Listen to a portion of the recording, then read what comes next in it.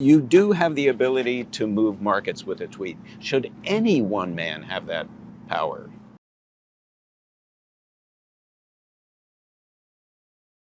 Person of the Year, Elon Musk.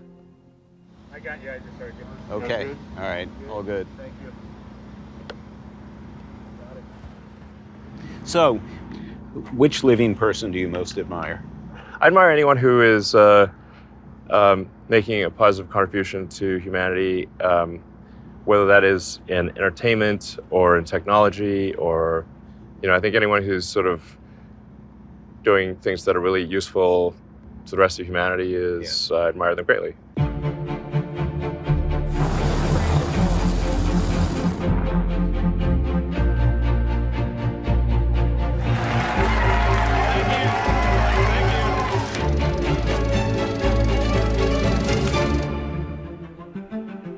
It's really hard to escape Elon Musk's dominance over so many things in American life right now. He's got this rocket company that is completely dominating the space launch business. He's got a car company that is completely dominating the electric vehicle market.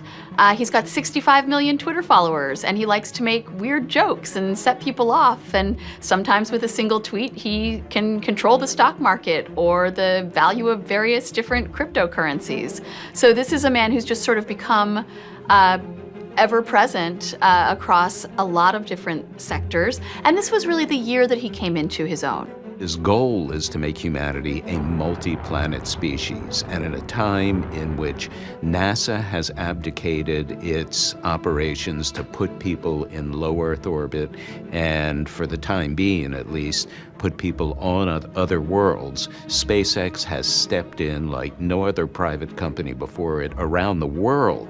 So Elon Musk's wealth is largely tied up in Tesla stock. He is not only the CEO, he is its largest shareholder. And Tesla is one of the most valuable companies in the country. Its market value is more than $1 trillion. And his wealth is sort of tied up in that company. Tesla has dragged the legacy automakers into the electric vehicle market. Yeah. Do companies like Ford, GM, Rivian, Lucid pose a threat to Tesla's dominance, or do you think you guys have so grasped the market at this point that you are going to own it? Well, if somebody makes better cars than we do, then and they then sell more cars than we do, I think that's totally fine. Our intent with Tesla was always that we would serve as an example to the car industry, and that and hope that they also make electric cars so that we can accelerate the transition to sustainable energy. I'm confident in the future in Tesla, that it will do well, and I hope some of these other companies do well too. Earlier this year, this Tesla crashed into a highway divider in California, killing the driver. Another slammed into a parked fire truck in Utah. Both had the autopilot feature on. There is a federal investigation underway into the autopilot software that Tesla has, which, despite the name, is not autopilot software. It does not drive the car for you. And people inside Tesla have expressed a lot of skepticism about whether the company's technology is eventually going to be able to get there. Are the cars safe? I mean, should I feel comfortable getting behind the wheel of a Tesla and saying, drive me where I need to go? Well, the statistics that I think are at this point unequivocal that far more accidents off autopilot than on autopilot. So this is not to say that autopilot is perfect. Now, to get to full self-driving where you don't need to pay attention, we still obviously have a lot of work to do. So as we get to the point where interventions are extremely rare, even in complex traffic situations, and get to the point where the probability of injury with full self-driving is much lower than with a human driving, then obviously at that point it would make sense to allow the car to drive itself and not have to pay attention. Elon Musk definitely uses Twitter in a way that no other business leader does. And it's gotten him into a lot of trouble in recent years. His Twitter feed is juvenile, to say the least. He has insulted some important people in really immature ways. But when a person with 65 million followers and $300 billion is just having fun, that tends to create ripples in the larger pond. You are, not to put too fine a point on it, the richest man in the history of the world and arguably the most influential. And yet you tweet freely and playfully and somewhat mischievously. Yes, that's accurate. So our feuds with policymakers are poking Jeff Bezos. Is that good for the overall brand? Yeah, I don't really think about brand optimization, to be frank, as is obvious from my tweets, which are often self-inflicted wounds or humor that I find funny, but not necessarily that many other people find funny. Right. You know, when you say take the red pill, do you worry about sending none too veiled? I said take both pills. Take both. Well, that's okay. All right. Well, yeah. But do you worry at all about activating, motivating the, political fringe? Yeah, actually, when I said take the red pill, I didn't realize that was some politically charged phrase. Right. I was referring to the Matrix. Yeah. Okay. Make sure you accept reality for what it is. Right. But then it turns out it's also some accept right-wing dogma thing or something. I didn't realize that at the time. You do have the ability to move markets with a tweet. Should any one man have that power? Well, the markets move themselves all the time, and so, especially Tesla stock has seen some very big changes in value from one day to the next based on nothing, as far as I can tell. So, do statements that I make, are they materially different from random movements of the stock that might happen anyway? I don't think so. It's not like stock drops in half or something like that. Right. Musk is someone who pursues his goals relentlessly. And I think that does sometimes make him blind to the potential human toll, the potential human cost that can create for some of the people who get sort of ground up in the gears of the things he's trying to do. You've made statements downplaying COVID-19. You kept your factories open, running at the height of the pandemic.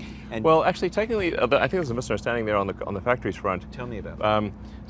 Other car factories in the United States had restarted. Right. And we were blocked only because our car factories in the Bay Area and California. So California had actually said manufacturing can restart. Right. And then Alameda County decided of their own accord that Tesla could not restart. Reopening the factory in Alameda was arguably a poor management choice. I think he was aware of the risks that his employees were taking. I don't think it was necessarily a fair choice to pressure or invite or ask or instruct employees to come back to work. Are you vaccinated, if I may ask? Yeah, I mean, I'm very pro-vaccination. I believe the science is unequivocal. I tweeted to that effect. But by the same token, I am against forcing people to be vaccinated. I think this is just not something we should do in America. I think we should encourage people to be vaccinated, strongly try to convince them to be vaccinated, but not force them to be vaccinated, or for example, force them to get vaccinated or get fired. Elon Musk is incredibly influential in the cryptocurrency world. He's constantly tweeting about his opinions about certain cryptocurrencies versus others. He is known as a big proponent of Dogecoin, and someone who has in the past taken Tesla's assets and invested those into Bitcoin and then sold that Bitcoin at a profit. Well, I mean, I could really sort of wax on about the nature of money for hours because I played a significant role in creating PayPal.